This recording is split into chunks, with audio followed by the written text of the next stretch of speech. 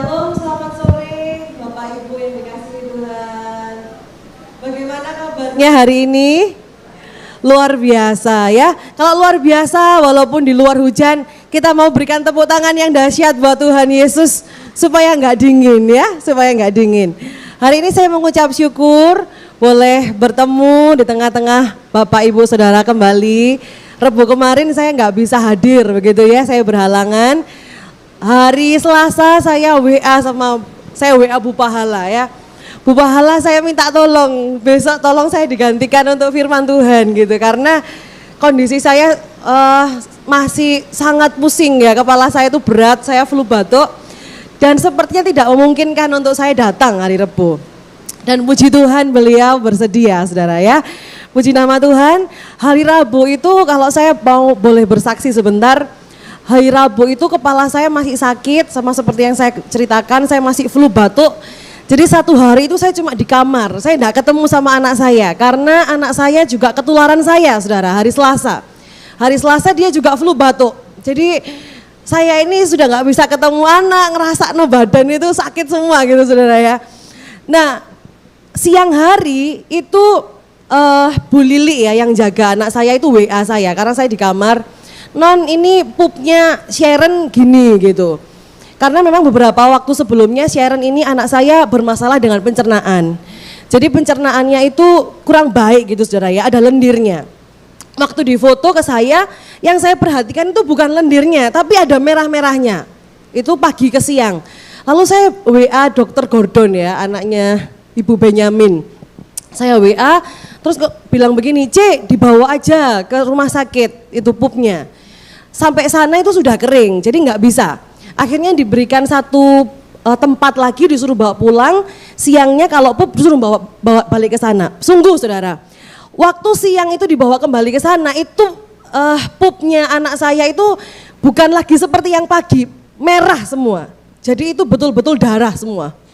Dan dokter Gordon itu ngomong, Koisa ini harus opnam, harus ini enggak bisa enggak. Harus opnam, ini soalnya bahaya, sudah bahaya begitu saudara ya.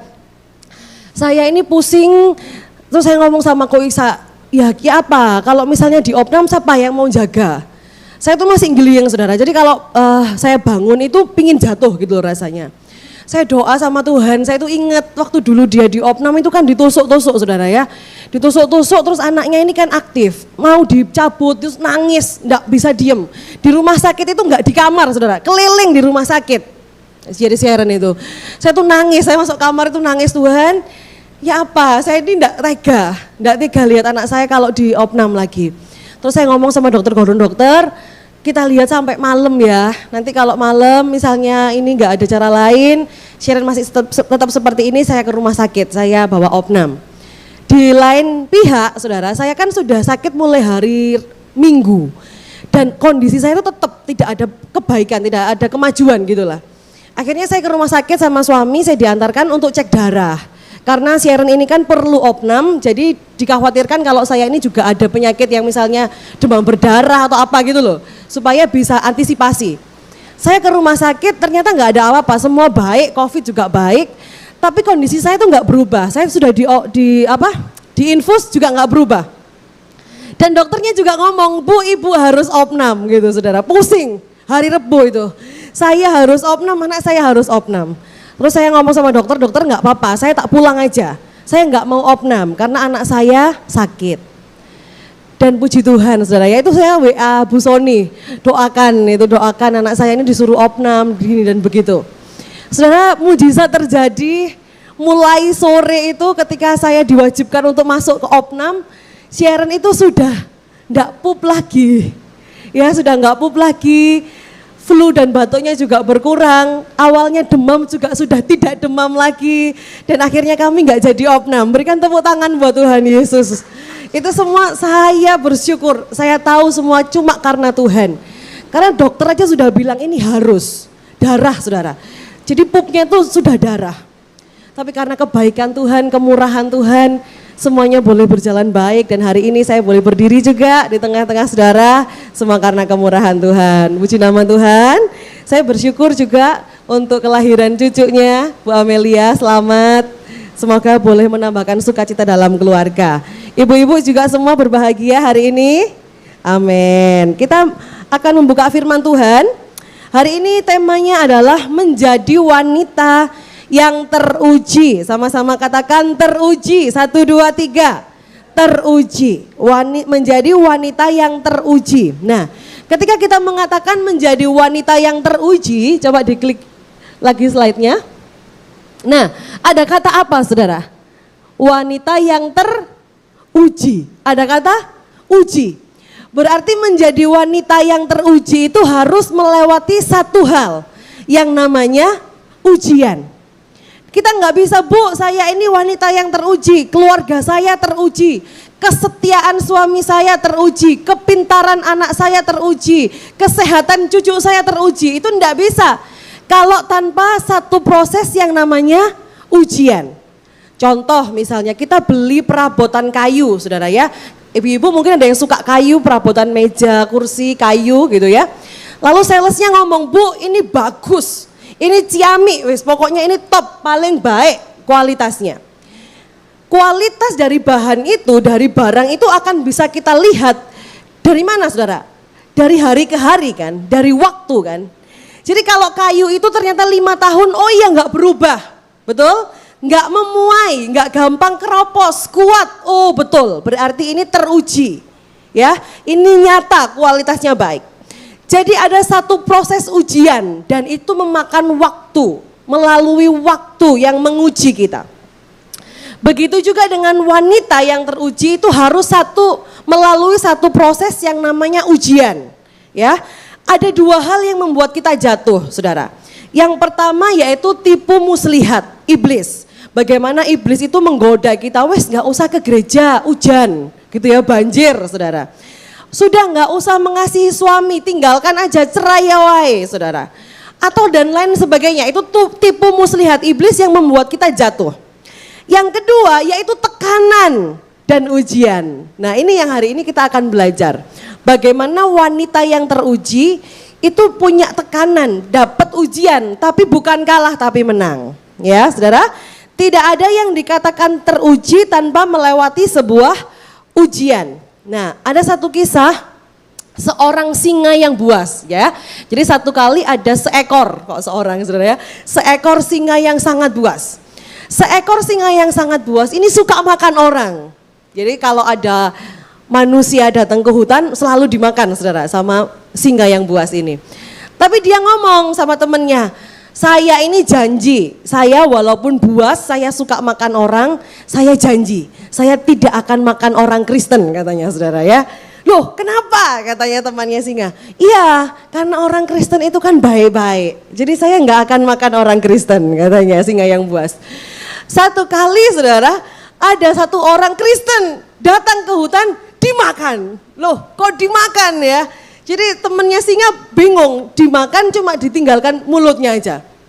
Lalu temennya ngomong, kamu kan sudah janji, kamu nggak makan orang Kristen. Iya, tapi tadi tak cium-cium orang ini nggak ada bau-bau Kristen katanya saudara ya. Nggak ada bau-bau Kristen, yang bau Kristen itu cuma mulutnya aja, makanya tak tinggalkan mulutnya. Nah saudara, kadang-kadang kita menjadi orang Kristen juga begitu, betul ya. Kadang-kadang kita jadi orang Kristen itu cuma Kristen di mulut aja atau Kristen di kalungnya saja saudara.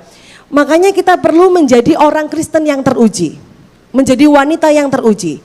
Tidak hanya sebagai orang Kristen KTP, tapi betul-betul orang Kristen yang menunjukkan karakter Kristus di dalam hidup kita. Amin. Makanya kita bisa menyenangkan Tuhan karena ada karakter Kristus itu. Tidak cuma Kristen di bibir sama seperti singa tadi saudara. Itu intermezzo ya.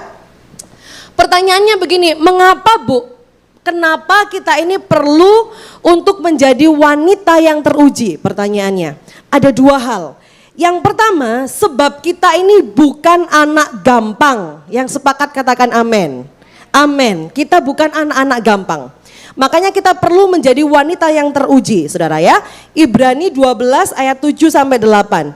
Jika kamu harus menanggung ganjaran, Allah memperlakukan kamu seperti anak. Nah, di manakah terdapat anak yang tidak dihajar oleh ayahnya? Tetapi jikalau kamu bebas dari ganjaran yang harus diderita setiap orang, maka kamu bukanlah anak, tetapi anak-anak gampang. Ya, terjemahan lain anak gampang itu anak haram. Nah, karena kita ini anak kandungnya Tuhan, anak adopsi yang diangkat menjadi anak Tuhan, bukan anak-anak gampang, saudara. Maka kita perlu menjadi wanita-wanita, menjadi orang-orang yang teruji kualitasnya, imannya, keteguhannya, kepercayaannya, kasihnya. Nah, semuanya harus diuji. Itu yang pertama. Mengapa perlu menjadi wanita yang teruji? Yang kedua, sebab Tuhan itu mau kita berbuah lebih banyak. Amin. Tuhan itu enggak mau kita begini-begini saja, saudara ya. Tuhan menerima kita apa adanya. Ketika Tuhan mati di kayu salib menebus kita, menerima kita apa adanya, keberdosaan kita. Tapi Tuhan tidak pernah membiarkan kita seadanya. Tuhan ingin membuat kita lebih indah, lebih mulia, lebih berbuah, lebih banyak. Yohanes 15 ayat 2b dikatakan demikian. Setiap ranting yang berbuah dibersihkannya supaya ia lebih banyak berbuah. Lihat saudara ya, dibersihkan. Jadi ranting yang sudah berbuah itu dibersihkan terus, dikikis terus. Oh, mungkin ada kepahitan dalam hatinya, ada kekecewaan, ada kemarahan, ada ketidaksabaran. Apa yang menjadi sampah kita dalam hidup kita dibersihkan oleh Tuhan supaya semakin banyak berbuah, lebih banyak berbuah, lebih banyak berbuah. Nah, itu hidup kita. Makanya kita perlu diuji. Makanya kita perlu menjadi wanita yang teruji. Begitulah firman Tuhan. Kedua hal di atas itu semuanya bicara tentang ujian. Yang pertama bicara tentang apa? Ganjaran. Yang kedua tentang dibersihkan. Semuanya bicara tentang proses, saudara ya. Tentang proses ujian. Nah, saudara kalau punya emas, mendapatkan emas yang murni itu kan gak gampang. Betul ya? Dia harus diuji, harus diayak, dibersihkan, dibakar, ditempa, saudara. Supaya menghasilkan emas yang murni, emas yang indah. Demikian juga hidup kita, kita doa sama Tuhan, Tuhan jadikan hidupku ini berharga. Jadikan hidupku ini mulia, jadikan hidupku ini menyenangkan Tuhan, berkenan di hadapan Tuhan. Harus ada prosesnya. Untuk teruji harus ada ujiannya, tadi yang seperti saya katakan. Wanita yang teruji adalah wanita yang mengalami ujian dan menang. Ayo tepuk dadanya, kita katakan sama-sama, aku menang. Saudara ya, aku menang. Saya percaya semua kita di tempat ini, setiap kita tidak ada yang tidak pernah diuji oleh Tuhan. Sebab Tuhan pingin menghasilkan kita wanita-wanita yang cemerlang. Makanya tidak lepas dari ujian, apapun ujian kita. Dan kita menang bersama dengan Tuhan ya. Kita baca satu kisah dari satu orang yang juga mengalami ujian yang begitu berat daripada Tuhan dan dia menang. Dan dia keluar sebagai wanita yang teruji di hadapan Tuhan. Rut pasal 1 ayat 1 sampai 10 kita baca bergantian seperti biasa. Rut pasal yang pertama ayat 1 saya baca, ayat 2 ibu-ibu sekalian kita bergantian. Rut 1 ayat yang pertama. Pada zaman para hakim memerintah, ada kelaparan di tanah Israel. Lalu pergilah seorang dari Betlehem Yehuda beserta istrinya dan kedua anaknya laki-laki ke daerah Moab untuk menetap di sana sebagai orang asing. Ayat 2, ibu-ibu semua, 1, 2, 3.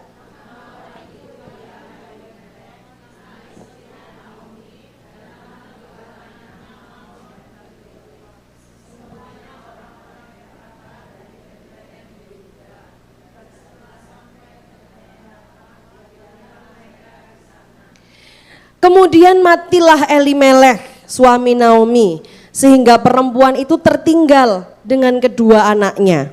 Ayat 4, 3, 2, 1.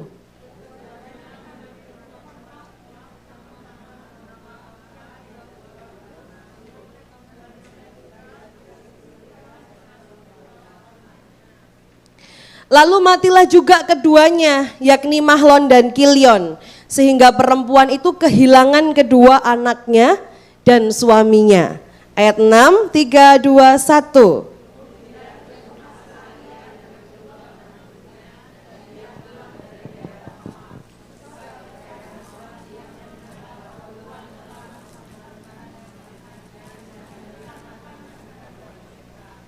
Tujuh, Maka berangkatlah ia dari tempat tinggalnya itu bersama-sama dengan kedua menantunya. Ketika mereka sedang di jalan untuk pulang ke tanah Yehuda, 8.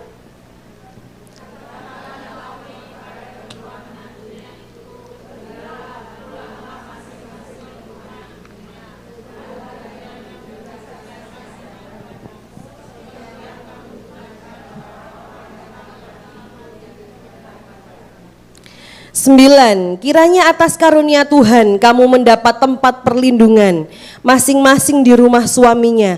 Lalu diciumnyalah mereka, tetapi mereka menangis dengan suara keras. Ayat 10 kita baca bersama, 3, 2, 1. Dan berkata kepadanya, tidak, kami ikut dengan engkau pulang kepada bangsamu. Amin. Nah saudara, kalau saudara lanjutkan cerita ini, tadi kan dua menantunya ikut pulang ya, bersama dengan Naomi. Ternyata yang tetap tinggal siapa saudara? Ruth, cuma satu orang menantunya. Jadi di dalam Ruth ini dikisahkan ada satu keluarga. Bapak Elimelech bersama dengan istrinya, namanya siapa saudara? Naomi.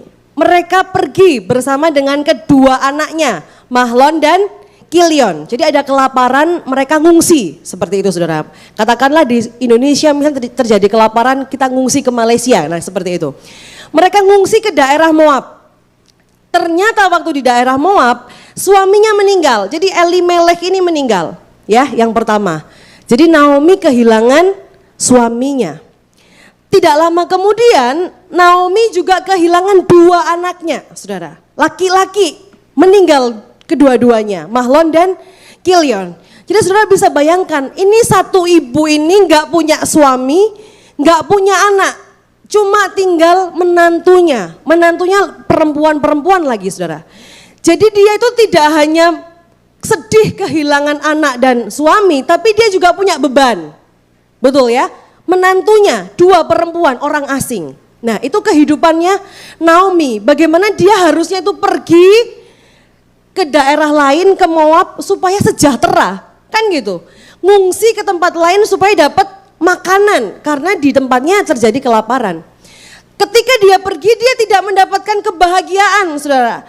Ketika Naomi pergi bersama dengan keluarganya dia malah mendapatkan petaka. Makanya di ayat selanjutnya dia katakan apa? Jangan panggil lagi aku Naomi, panggil aku Mara, katanya saudara. Sebab begitu pahit Tuhan melakukannya buat aku. Dengan tangan yang penuh aku pergi, dengan tangan yang kosong Tuhan memulangkan aku, katanya saudara.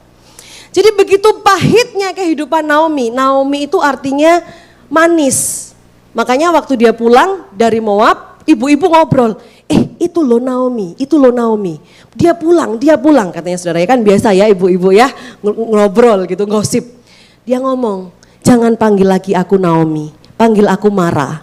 Mara itu artinya pahit. Begitu pahit yang dia rasakan. Tapi kita mau lihat saudara, dari pahitnya hidup Naomi yang Tuhan kerjakan dalam hidupnya, itu mendatangkan kemenangan buat dia dan memunculkan dia sebagai wanita yang betul-betul teruji. Nanti kita akan lihat bersama saudara ya. Bagaimana menjadi wanita yang teruji seperti Naomi. Jadi saudara kalau saya ini baca kitab Rut, saya itu malah pingin kasih judul kitab itu bukan Rut saudara, Naomi. Sebab kalau saudara baca dari pasal 1 sampai pasal 4, itu sebetulnya tokoh utamanya bukan Rut, tapi Naomi. Nanti kita mau lihat sama-sama ya, menarik saudara ya. Bagaimana menjadi wanita yang teruji seperti Naomi. Yang pertama, menjalani setiap proses ujian dengan setia. Ya, yang pertama menjalani setiap proses ujian dengan setia, ayat 1 dan ayat yang ke-7. Seperti yang tadi saya katakan saudara, bagaimana kehidupan Naomi? Dia pergi ke Moab untuk mencari makanan. Di sana suaminya mati. Tidak cuma suaminya, anak-anaknya mati. Lalu dia minta dipanggil Mara yang artinya pahit. Begitu pahitnya proses kehidupannya Naomi. Yang seharusnya dia ingin kehidupan yang baik, kehidupan yang pahit dia terima. Dia ingin kehidupan yang makmur, kehidupan yang sengsara yang dia terima. Jadi nggak sesuai ekspektasi, tidak sesuai keinginan, tidak sesuai kerinduan. Begitu saudara kehidupan Naomi. Tapi dia setia menjalani itu semua dari kelaparan. Oh saya mau pergi ke sana, ke Moab. Walaupun ada satu saudara ya, ada satu penafsir Alkitab yang mengatakan perginya Naomi ke Moab itulah yang menjadi bencana buat dia. Karena Moab itu kan orang asing ya, bangsa asing, bangsa yang dikutuk gitu, bukan bangsa Israel, bangsa yang diberkati, makanya dia mendapatkan itu semua. Tapi yang kita mau lihat bersama bagaimana dia itu setia, melewati hari demi hari, melewati ujian demi ujian yang dia lalui bersama dengan Tuhan. Dia setia, saudara. Setiap kita pasti pernah ujian. Betul ya, dulu waktu sekolah. Waduh, kalau waktu sekolah itu yang paling susah apa saudara? Matematika gitu ya. Matematika, fisika, hitung-hitungan itu kan susah. Nah pertanyaannya saudara, waktu ibu-ibu dulu ujian, yang ibu-ibu lakukan apa? Kan ini kan susah, ini susah setengah mati sampai keringetnya sejagung-jagung kan gitu ya. Kepingin cepat selesai aja. Yang ibu-ibu lakukan apa? Wes aku gak iso kan garap iki angel, tak mulai hae. Gitu saudara. Tidak, betul ya. Kita apa? Kita setia mengerjakan itu satu-satu, walaupun dengan stres saudara ya, dengan sepaneng dikerjakan satu-satu sampai selesai. Kenapa? Sebab kita tahu kalau kita tidak melakukannya dengan setia, kalau kita memilih untuk pulang, pasti saya gagal. Betul kan? Kalau gagal berarti ada ujian ulang. Waduh, ujian lagi. Nah saudara sadar enggak? Dalam kehidupan kita kan juga seperti itu, betul ya. Satu kali ada orang yang bencekno datang dalam hidup kita, Tuhan minta kita apa? Kita tahu, sabar, kan minta sabar, sabar, Tuhan sedang uji. Kita nggak sabar saudara, lah 2 bulan selanjutnya, 1 minggu selanjutnya, datang lagi orang lain yang bencekno. Karena itu hidup kita, sebuah ujian saudara, kalau kita gagal, ya diulang lagi sampai kita nggak gagal, kan gitu. Maka dari setiap proses ujian yang kita terima, yang pertama ayo kita setia.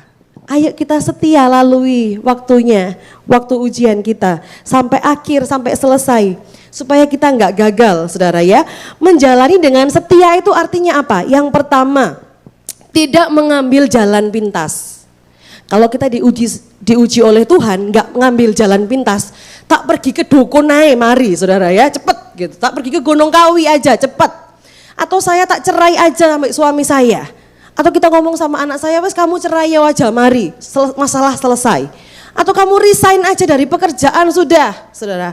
Wes kamu pindah gereja sudah. Nah itu namanya jalan pintas. Ketika kita menghadapi ujian, yang namanya orang setia itu tidak mengambil jalan pintas. Yang kedua, orang yang menjalani setiap ujian dengan setia, dia itu sabar menanggung segala sesuatu. Tepuk dadanya saudara bilang sabar. Ya, sabar. Sama kalau tadi kita ujian itu loh saudara, sabar ya. Satu-satu, enggak ketemu hitungannya dihitung lagi saudara sampai ketemu jawabannya, kan gitu. Sabar menanggung segala sesuatu. Jadi kalau saudara dicurhati, rekan, ada ibu-ibu lain yang juga punya masalah, saudara ngomong aja sabar, ya itu sudah cukup menguatkan. Sabar, karena kita cuma butuh bertahan sampai nunggu waktunya Tuhan. Yang ketiga, menanti-nantikan waktunya. Orang yang setia itu menanti-nantikan waktunya Tuhan, bukan waktunya kita. Karena kita tahu tidak ada ujian tanpa akhir. Amin. Tidak ada ujian tanpa akhir. Sama waktu kita mengerjakan ujian di sekolah, kita nunggu apa saudara? Pasti ada bel bunyi kring, ujian berakhir. Kita juga sabar saudara, setia menjalani ujian itu. Nanti ada waktunya, belnya berbunyi. Sudah selesai waktunya ujian, kamu lolos. Berikan tepuk tangan buat Tuhan. Ya, setia saudara ya. Walaupun berat, walaupun sakitnya lama, walaupun masalahnya nggak selesai-selesai, ayo setia. Ayo setia.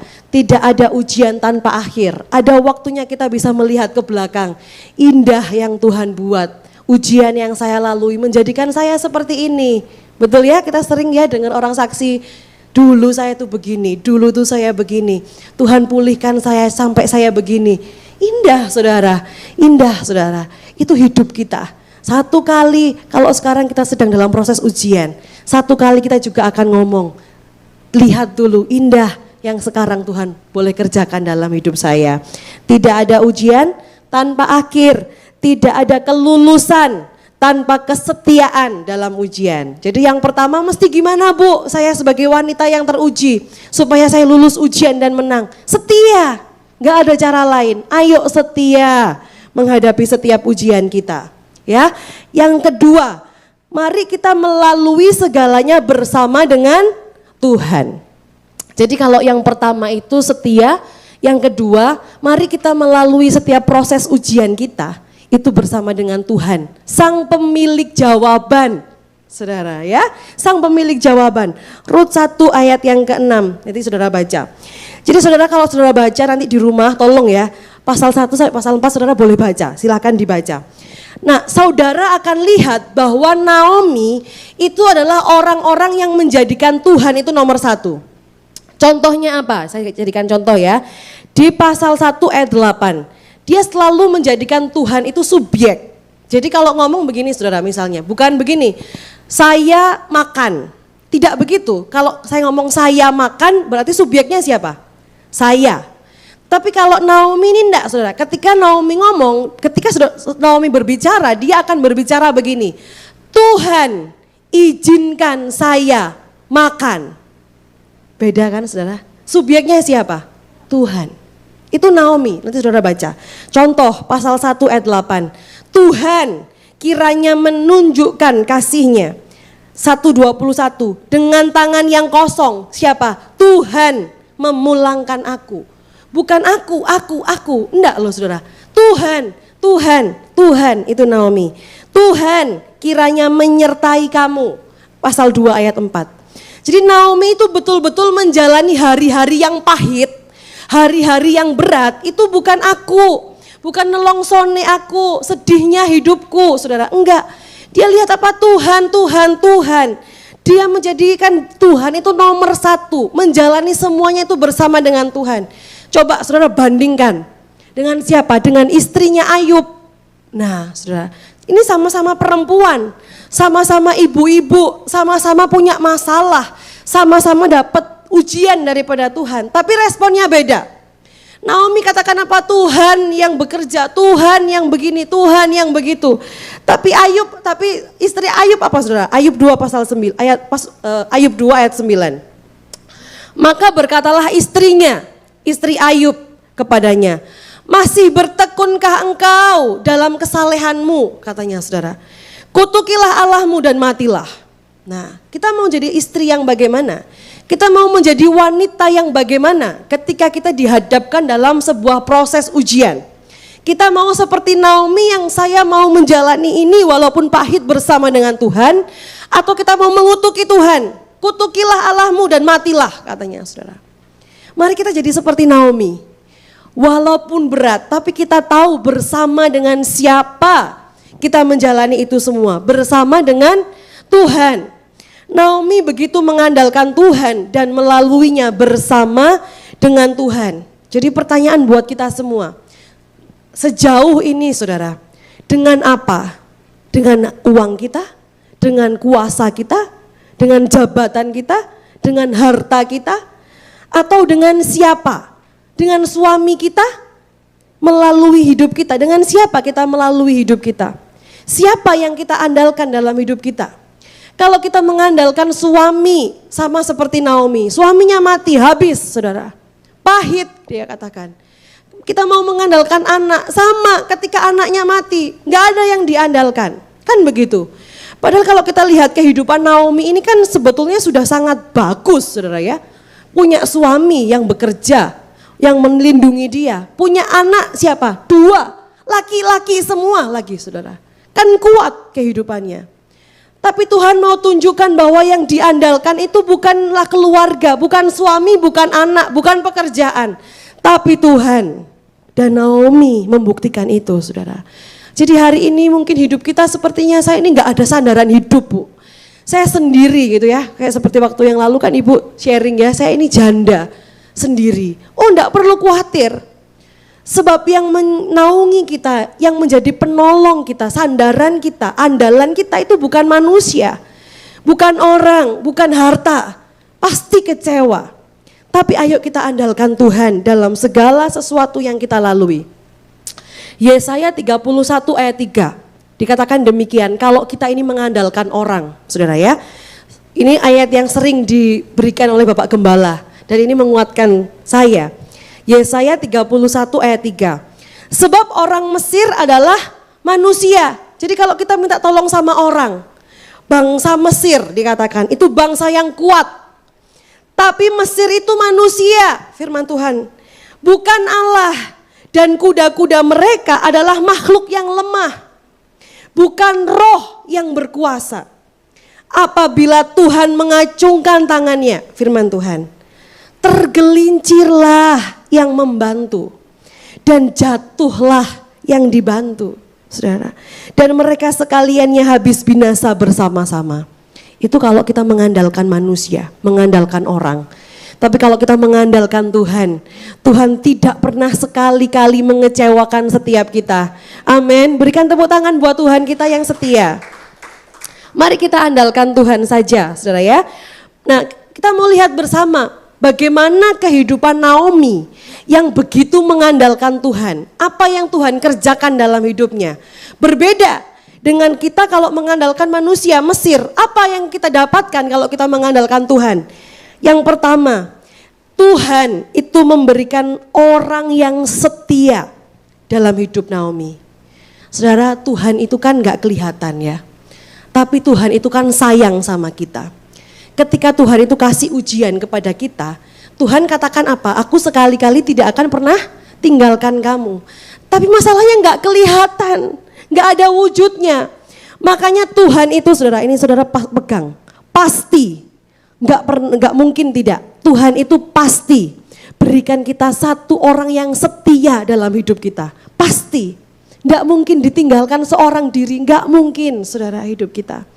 Jadi kalau kita ngomong Tuhan aku sendirian, tidak mungkin. Pasti ada satu orang yang setia Tuhan berikan dalam hidup kita kalau kita mengandalkan Tuhan.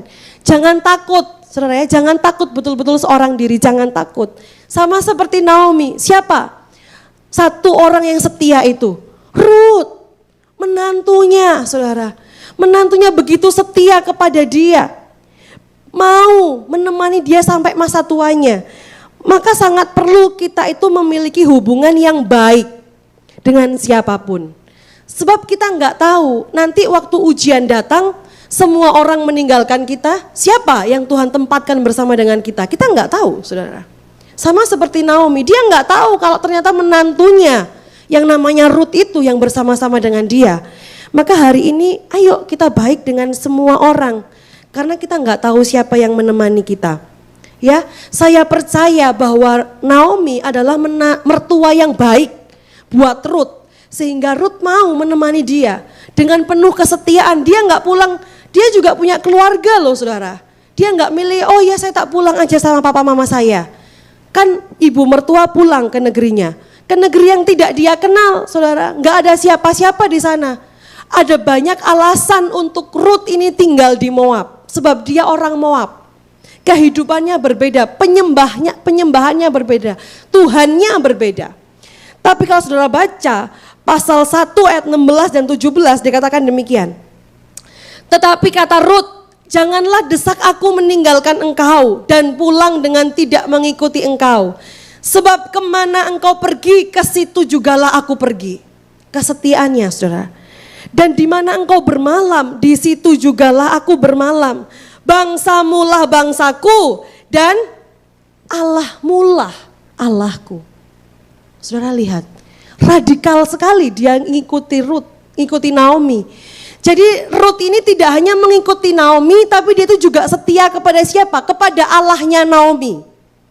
Nah, saya terlalu yakin kalau Naomi itu bukan orang yang rohani, bukan orang yang suka berdoa, bukan orang yang baik, bukan orang yang benar. Pasti Ruth tidak akan berkata demikian, saudara. Makanya perlu kita menjadi ibu-ibu ya, jadi nenek, jadi mertua, jadi menantu yang menunjukkan karakter Kristus. Jadi keluarga kita itu bisa ngomong, saya mau ikut kamu sebab Allahmu dahsyat.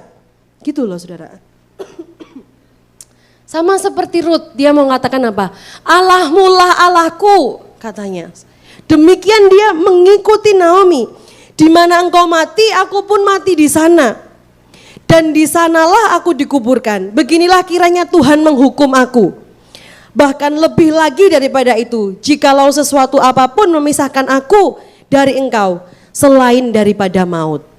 Ya, ayo kita mengasihi semua orang di sekitar kita. Kita nggak tahu siapa yang Tuhan tempatkan untuk menemani kita di masa-masa sulit kita, di masa-masa berat kita. Ya, saudara ya. Tapi yakinlah kalau kita mengandalkan Tuhan, Tuhan sungguh-sungguh tidak akan meninggalkan kita. Tuhan akan tempatkan orang-orang yang setia untuk menopang kita, untuk menolong kita. Amin. Yang kedua, apa yang Tuhan kerjakan? Dia memberikan hikmat. Tuhan itu kasih hikmat ketika kita dalam masalah, dalam ujian. Contohnya siapa, saudara? Naomi. Naomi diberi hikmat bagaimana Boas mau menebus tanah Elimelek dan Rut. Jadi begini, saudara. Pada zaman dahulu, kalau ada keluarga yang laki-lakinya mati, itu milik pusakanya, tanahnya itu harus ditebus oleh keluarganya. Tidak cuma tanahnya, tapi juga istrinya. Jadi misalnya kita punya suami, lalu suami kita meninggal, adiknya harus nebus kita.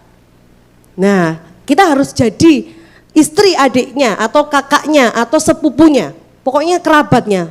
Supaya apa? Supaya tanahnya itu tidak hilang. Ya. Jadi namanya keluarganya itu tetap ada, saudara. Sebab saudara ingat ya, kalau bangsa Israel itu kan perjanjiannya perjanjian darah, perjanjian nama. Jadi kalau misalnya satu klan, satu nama keluarganya hilang, suaminya mati, kan hilang, nama laki-laki kan hilang. Itu sudah lepas dari perjanjian Tuhan. Nah, makanya perlu ditebus. Dan Naomi itu diberikan hikmat oleh Tuhan. Rut, anakku, menantuku, kamu pergilah ke tempat pengirikan. Ya, kamu pergi ke tempat pengirikan, kamu tidur di bawah kakinya Boas. Nanti Boas akan memberitahu kepada engkau apa yang harus engkau kerjakan. Itu Naomi, saudara, yang mengatakan, bukan Rut. Atas pertolongan Tuhan, atas seizin Tuhan. Jadi kalau kita dalam masalah, dalam cobaan berat, percaya kalau kita andalkan Tuhan, Tuhan itu kasih kita hikmat. Harus bagaimana? Harus seperti apa? Tuhan kasih kita hikmat. Yang ketiga, Tuhan itu buka jalan untuk memulihkan setiap hidup kita. Ingat ya, saudara tadi ya, tidak ada ujian tanpa akhir. Tidak ada pencobaan tanpa pemulihan. Tuhan pasti akan pulihkan kita. Dan Tuhan buka jalan untuk memulihkan hidup kita itu, saudara. Jadi saudara, kalau saudara baca dalam Rut pasal 2 ayat yang pertama, itu dikatakan begini, coba saya baca. Bisa ditampilkan ya, Rut pasal 2 ayat yang pertama. Rut pasal yang kedua, ayat yang pertama.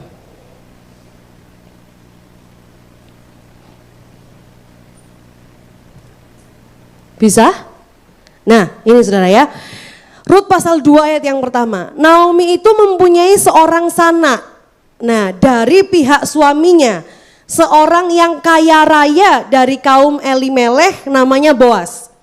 Jadi ceritanya ada satu pihak keluarga yang wajib menebus, namanya Boas. Tapi ada satu lagi, ada orang lain lagi, nanti kalau saudara baca ya, ada satu lain lagi selain Boas. Tapi yang saya mau tunjukkan, saudara lihat. Dikatakan di sini, sanak dari pihak suaminya seorang yang kaya raya. Saudara, kaya raya di dalam Rut pasal 2 ayat 1 itu berbeda dengan kaya raya di tempat lain. Kalau saudara ingat, Abraham juga kaya raya, betul ya? Lot kaya raya, Ishak kaya raya. Di sini juga dituliskan Boas itu kaya raya. Tapi ini berbeda. Dalam bahasa Ibraninya itu Kayil Gibor. Itu orang yang luar biasa. Kayil Gibor itu orang yang kaya, raya, perkasa, hebat, baik, saudara. Jadi kaya rayanya itu tidak hanya sekedar harta, tapi juga hati. Hatinya itu baik, orangnya bermoral, orangnya luar biasa. Bahkan dikatakan seperti pahlawan Boas ini. Luar biasa. Jadi Tuhan itu membuka jalan buat kehidupan Naomi, memulihkan Naomi itu enggak setengah-setengah, saudara. Kalau Tuhan pulihkan hidup kita, Tuhan tidak akan memulihkan setengah-setengah. Amin. Tuhan kasih menantu seperti apa? Yang kail gibor, kaya raya, kuat perkasa, baik secara moral. Luar biasa. Tidak ada dalam Alkitab yang disebutkan seperti ini, kail gibor, enggak ada. Jadi kalau saudara punya cucu nanti laki-laki kasih nama Boas. Ya, Boas itu orang yang luar biasa, kail gibor. Jadi Tuhan itu mempedulikan dan tidak pernah meninggalkan kita. Kalau Tuhan pulihkan, Tuhan akan pulihkan secara dahsyat. Saudara ya, Roma 8 ayat 28, kita tahu sekarang bahwa Allah turut bekerja dalam segala sesuatu untuk mendatangkan kebaikan bagi mereka yang mengasihi Dia, yaitu bagi mereka yang terpanggil sesuai dengan rencana Allah. Tuhan itu, saudara ya, Tuhan itu pulihkan setiap kita. Agustinus pernah berkata begini, God has one son on earth without sin, but never one without suffering. Tuhan itu punya satu anak yang gak pernah berdosa, namanya Yesus. Tapi tidak pernah Allah itu punya anak yang tidak menderita. Yesus pun menderita. Maka dari itu kalau hari ini kita menderita, setia, ingat Tuhan akan pulihkan kita. Jalani bersama dengan Tuhan, saudara ya. Ibrani 4 ayat 15 sampai 16. Sebab imam besar yang kita punya, Yesus Kristus, bukanlah imam besar yang tidak dapat turut merasakan kelemahan-kelemahan kita. Dia merasakan kelemahan kita. Dia merasakan kepahitan kita. Dia merasakan ujian kita. Dia merasakan pahitnya hidup kita. Tuhan merasakan, saudara. Sebaliknya sama dengan kita. Yesus itu sama dengan kita, tahu rasanya. Ia telah dicobai hanya tidak berbuat dosa. Sebab itu marilah kita dengan penuh keberanian menghampiri tahta kasih karunia, supaya kita menerima rahmat dan menemukan kasih karunia untuk mendapat pertolongan kita pada waktunya. Jadi saudara punya masalah, tidak salah saudara datang kepada Tuhan. Sebab Tuhan tahu, peduli bagi setiap kita. Efesus 6 ayat 10, akhirnya hendaklah kamu kuat di dalam Tuhan, di dalam kekuatan kuasanya. Ketika Tuhan itu, terima kasih. Ketika Tuhan itu saudara, membuat kita mengalami satu masalah yang berat. Tuhan gak pernah ngomong, kamu kuatlah dengan kekuatanmu. Kamu kuatlah sendiri, tidak pernah. Karena Tuhan tahu kita gak mampu. Tuhan tahu kita lemah, Tuhan tahu kita ini gak berdaya. Maka Tuhan katakan apa? Hendaklah kamu kuat di dalam Tuhan. Di dalam kekuatan kuasanya. Bukan kekuatan kita, tapi kekuatan kuasanya Tuhan. Maka dari itu Tuhan katakan kalau kita punya masalah dalam ujian, ayo lalui bersama dengan Tuhan. Sebab yang menguatkan kita itu bukan diri kita, bukan orang lain, tapi kekuatan kuasanya yang menguatkan kita. Amin. Amin, saudara. Bagaimana Naomi menang dan menjadi teruji? Rut pasal 4 ayat 17. Dan tetangga-tetangga perempuan memberi nama kepada anak itu. Katanya, pada siapa saudara? Pada siapa saudara? Gak kelihatan ya tulisannya ya. Pada Naomi. Sekarang saya tanya, itu anaknya siapa saudara? Jadi Rut menikah dengan Boas, dia melahirkan satu orang anak laki-laki. Anaknya siapa saudara? Anaknya Rut atau anaknya Naomi? Anaknya Rut kan, bukan anaknya Naomi kan saudara. Tapi pasal 4 ayat 17 dikatakan apa? Pada Naomi. Pada Naomi. Saudara lihat. Pada Naomi telah lahir seorang anak laki-laki. Padahal itu anaknya Rut loh saudara. Tapi firman Tuhan mencatat pada Naomi. Lalu mereka menyebutkan namanya Obed. Dialah ayah Isai, ayah Daud. Loh, luar biasa. Jadi saudara bisa lihat ya, bagaimana perjalanan Naomi dari pasal 1 yang begitu pahit. Dan dia mengandalkan Tuhan, Tuhan pulihkan. Sampai Rut menantunya melahirkan seorang anak laki-laki. Dan Tuhan katakan pada Naomi. Betul-betul Tuhan tunjukkan pemulihan keluarga Naomi. Pada Naomi lahir seorang anak laki-laki. Ini bukan anak laki-laki yang biasa, saudara. Siapa namanya? Obed. Dialah ayah Isai, ayah Daud. Ini cucunya, kakeknya Raja Daud yang lahir dari seorang Naomi yang begitu pahit kehidupannya. Kita mungkin nggak tahu, saudara ya, apa yang Tuhan sedang kerjakan dalam hidup kita. Tapi nanti kalau kita akan lihat ternyata begitu menghasilkan sesuatu yang hebat, sesuatu yang indah sama seperti Naomi. Obed itu bukan hanya ayahnya Daud, bukan hanya kakeknya Daud, tapi dia berarti garis keturunan Mesias. Saudara jangan lupa Daud itu garis keturunannya Tuhan kita Yesus Kristus. Berarti siapa? Naomi juga, Ruth juga. Hebat saudara. Jadi kalau Tuhan itu memulihkan kita, Tuhan itu bekerja dalam hidup kita, dalam ujian yang berat, dalam proses yang berat. Tidak pernah main-main. Pasti Tuhan akan munculkan sesuatu yang dahsyat dan luar biasa sama seperti Naomi. Amin, saudara, berikan tepuk tangan buat Tuhan kita. Dari kehidupannya seorang Naomi yang dia katakan panggil aja aku marah. Tuhan bangkitkan satu keturunan yang dimuliakan sampai sekarang. Ya, Daud dimuliakan oleh bangsa Israel sampai sekarang. Benderanya saudara tahu bendera Israel? Itu namanya bendera bintang Daud. Daud. Dan Tuhan kita lahir dari mereka, keturunan mereka. Orang yang begitu pahit kehidupannya. Tuhan itu sedang merancangkan hal yang besar bagi wanita-wanita yang teruji. Ya, bagaimana menjadi wanita yang teruji? Dua hal. Yang pertama, ayo kita jalani setiap proses ujian kita dengan setia. Yang kedua, mari kita melalui segala sesuatu bersama dengan Tuhan saja. Tuhan Yesus memberkati kita semua. Saya undang untuk bangkit berdiri. WL Singer, pemain musik boleh maju ke depan. Kita angkat sebuah pujian. Selidiki aku Tuhan.